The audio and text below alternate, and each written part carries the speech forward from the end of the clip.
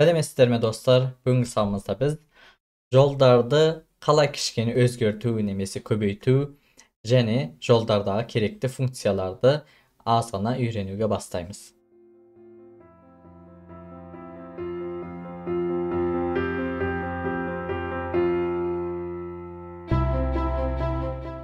Ең біріншісі біз екі жол болған кезде оларды қалай біріктіруді үйренейік. Мысалы, біздің бірінші жолымыз сәлем болсын. Екінші жолымыз болса, мысалы, dostum olsun. Сәлем dostum.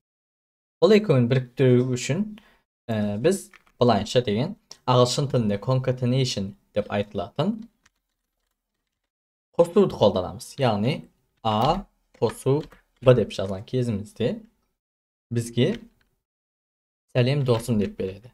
Bunu жүргізейік. Көргеніңіздей сәлем досым деп берді.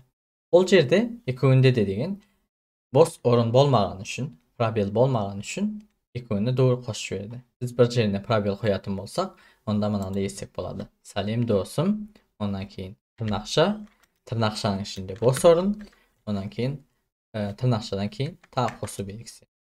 Сақтап жүргізген кезімізде көргеніңіздей сәлем досымның арасында бұл рет бір бос орын болды. Бұған concatenation немесе екі жолды біріктіру деп айтсақ болады. Екіншісі мысалы біз деген бір сөзді немесе бір белгіні бірнеше рет жазымыз келсе, онда біз деген көбейту белгісін қолданамыз. Мысалы бұл жерде біздің қолымызда не var? Сәлем бар және досым бар. Biz мысалы сәлем деген сөзді 10 рет жазатын болсақ, A көбейту 10 немесе A'ның орнына мысалы ағылшын тілінде hi деп жазайық немесе hello деп жазайық. Bunu сақтап жүргізген кезімізде көргеніңізде бізге 10 рет hello деп береді. Немесе hello'dan кейін lep белгісі және бос орын қойып сақтап жүргізген кезімізде бұл рет hello lep belgisi бос орын. Hello lep belgisi бос орын. Яғни бізге 10 рет bunu тағы да деген жазып береді. Енді бізге жолдарды қолданған кезімізде, есеп шығаратын кезімізде ең көп қолданылатын функция өтеміз. Бұл функциямыз len. Len дегеніміз length сөзінден, ағылшын тілінде length деген сөзден қысқартылған. Length дегеннің мағынасы ұзындық.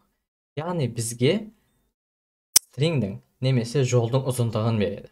Bunu қандай береді? Біз print len ondan кейін мысалы ішіне computer деп жазайық. Computer деп жазайық.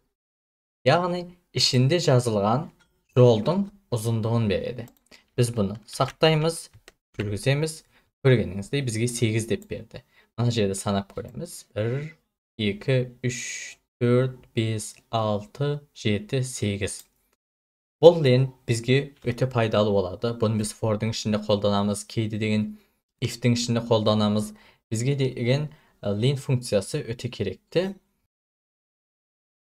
Len'de мән беретін бір нәрсеміз, біз бір деген жол жазған кезімізде, мысалы computer science деп екі сөз жазсақ, бұл жерде бізге деген бос белгінің де санап береді. Себебі біздің тырнақшамыздың арасында бос белгі болсын, бір символ болсын, олардың барлығы жолға кіреді.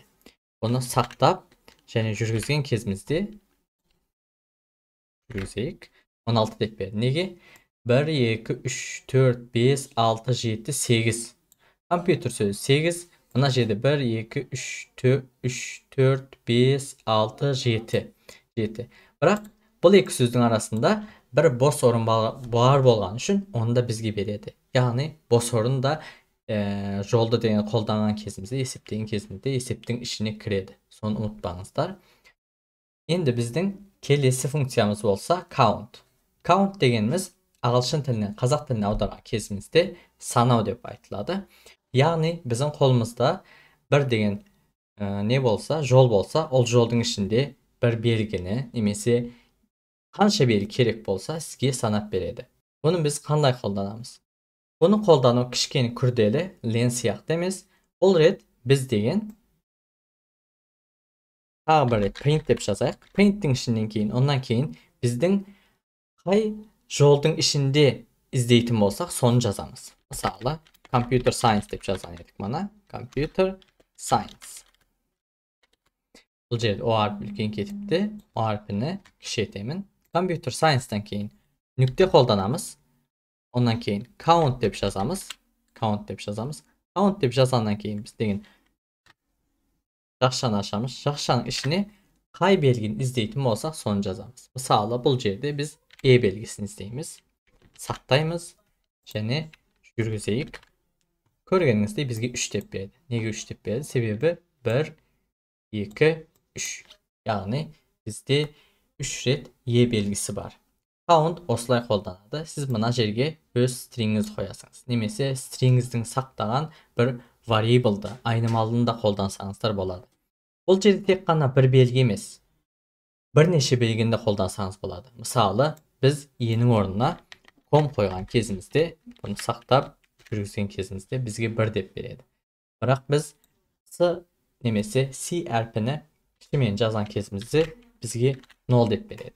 0 dep berүүнүн себеби Python tili case sensitive, yani үлкен әріптермен кіші әріптер Python tilinde басқа нәрселер болып кетеді. Соны мән беруіңіз керек болады.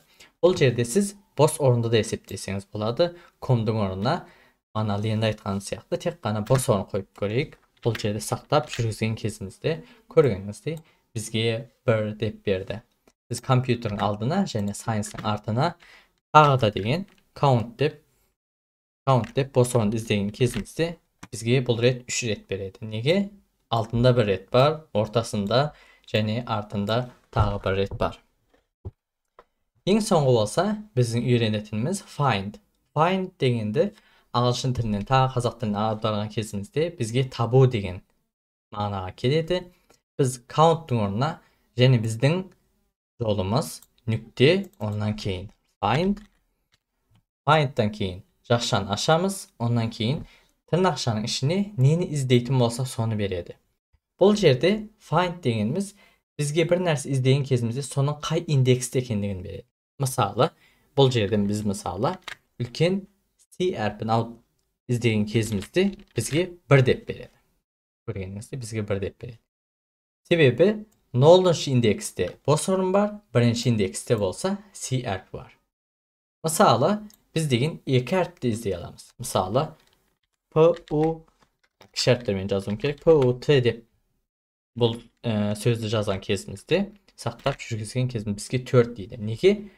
0, 1, 2, 3, 4-шіден бастап біздің put деген сөзіміз бар. Yani бар дейді. 4-ші индексте бұл сөз put деген сөз бар дейді.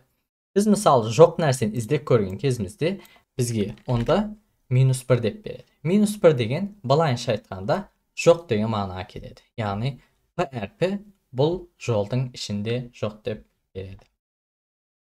Бұл функциялар біздің деген ең көп қолданатын функцияларымыздан бірі. Есептерде өте көп керек болады. Түсінбеген жеріңіз бар болса төменге жазып қалдырсаңыз болады. Сау болыңыздар.